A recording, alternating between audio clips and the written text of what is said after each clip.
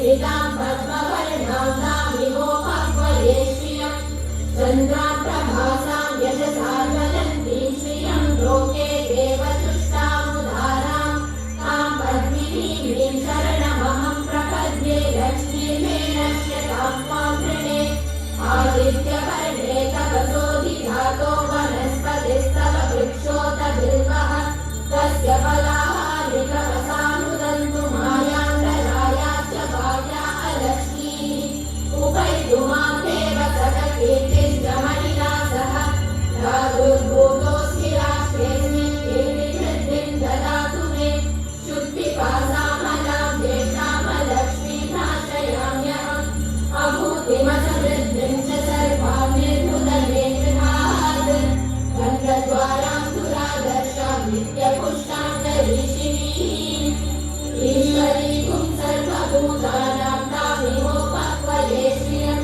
मनसका महापूतिं वाचस्सत्यमशीमहि पशूनां रूपमन्नस्य मयि श्रीशयतां यशः कर्दमेन प्रजा भूता मयि सम्भव कर्दम श्रियं वासय मे कुले मातरं पद्ममालिनीम् आपःसृजन्तु स्निग्धानि चित्तीतवसमे कृते निजदेवी मातरं श्रियं वासय मे कुले आर्द्रां पुष्करिणीं पुष्टिं पिङ्गलां पद्ममालिनीं चन्द्रां हिरण्मयीं लक्ष्मीं जातवेदो महावः आर्द्रां यत्करिणीं यष्टिं सुवर्णां हेममालिनीं सूर्यां हिरण्मयीं लक्ष्मीं जातवेदो महावः तां महावः जातवेदो लक्ष्मीमनपगामिनीं यस्यां हिरण्यं प्रभूतं गावो दास्यो स्वाहां विन्देयं पुरुषाणहम्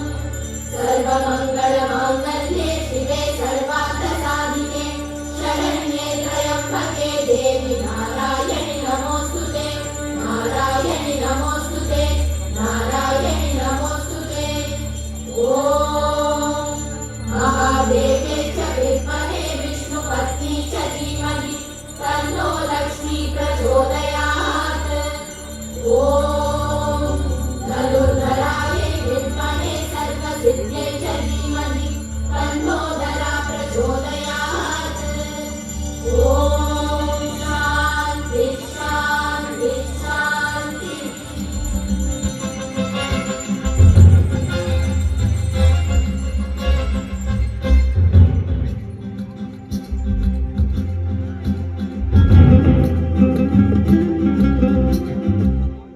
देवराज सेव्यमान पावनाग्रिपङ्कजं ज्ञानयज्ञसूत्रमिन्दुशेखरं कृपाकरं नारदादियोगिवृन्दवन्दितं दिगम्बरं काशिकापुरादिनाथ कालभैरवं भजे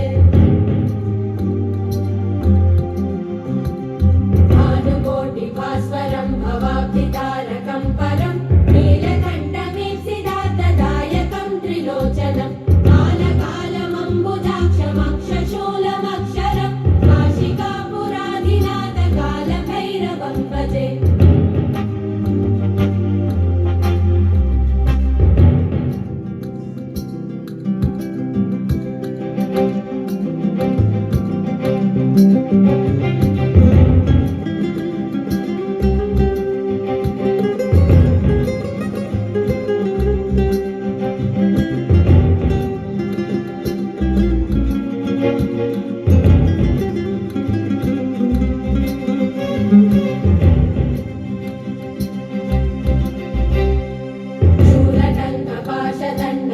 शूलटङ्कपाशदण्डपाणिवादिकारणं जामकायमादिदेवमक्षरं निरामयं भीमविक्रमं प्रभुं विचित्रताण्डवप्रियं काशिकापुरादिनाथ कालभैरवं भजे मुक्तिमुक्तिदायकं प्रशस्तचारुविग्रहं भक्तवत्सलं स्थितं समस्तलोकविग्रहं किङ्किनीलसत्कटिं काशिकापुरादिनाथ कालभैरवं भजे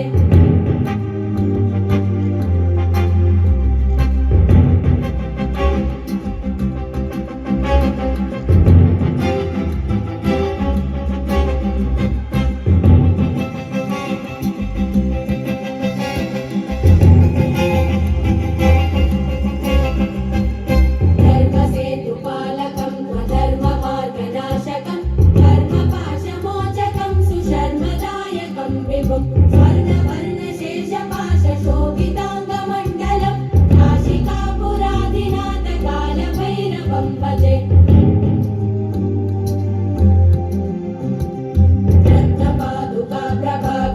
रत्नपादुकाप्रभाभिरामपादयुक्तकं नित्यमद्वितीयमिष्टदैवतं निरञ्जनं मृत्युदर्पनाशनं करालदंशमोक्षणं काशिकापुराधिनाथकालभैरवं भजे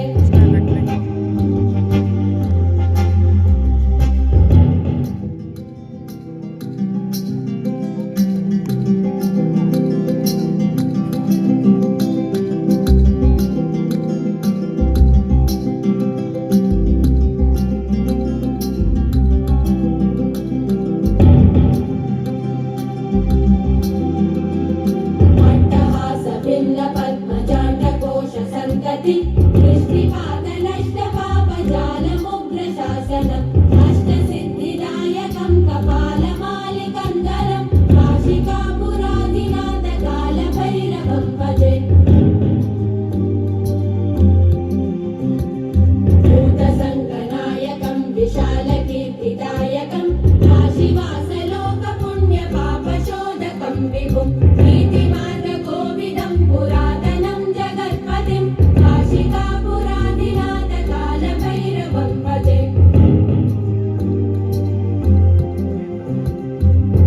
कालभैरवाष्टकं पठन्ति ये मनोहरं ज्ञानमुक्तिसाधनं विचित्रपुण्यवर्धनं शोकमोहदैन्यलोभकोपतापनाशनं ये प्रयान्ति कालभैरवाङ्घ्रिसन्निधिं ध्रुवं काशिकापुराधिनाथकालभैरवं भजे काशिकापुराधिनाथकालभैरवं भजे कालभैरवं भजे कालभैरवं भजे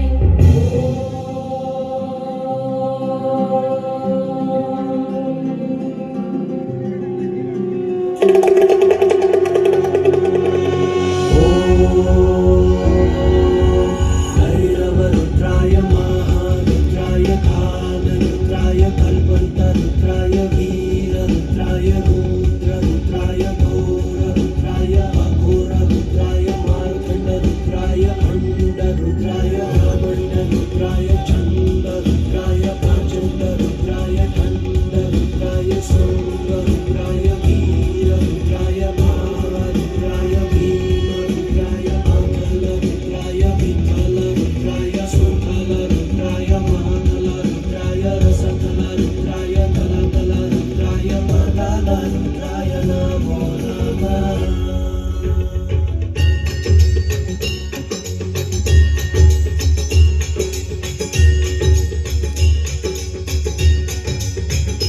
ॐ जय गंगे माता श्री जय गंगे माता जो नर तुझको ध्याता जो नर तुझको ध्याता मनवांछित फल पाता ॐ जय गंगे माता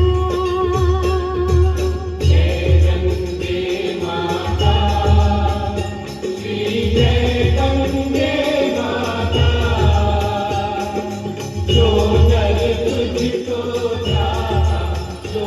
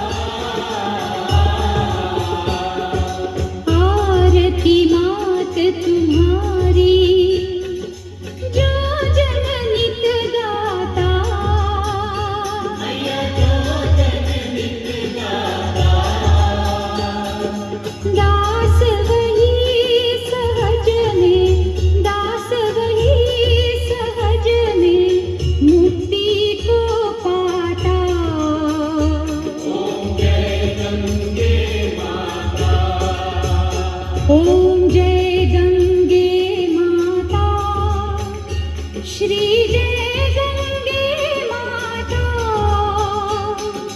जो नर तुझको ध्याता, जो नर तुझको ध्याता, मन वांछित फल पाता। ओम जय गंगे माता।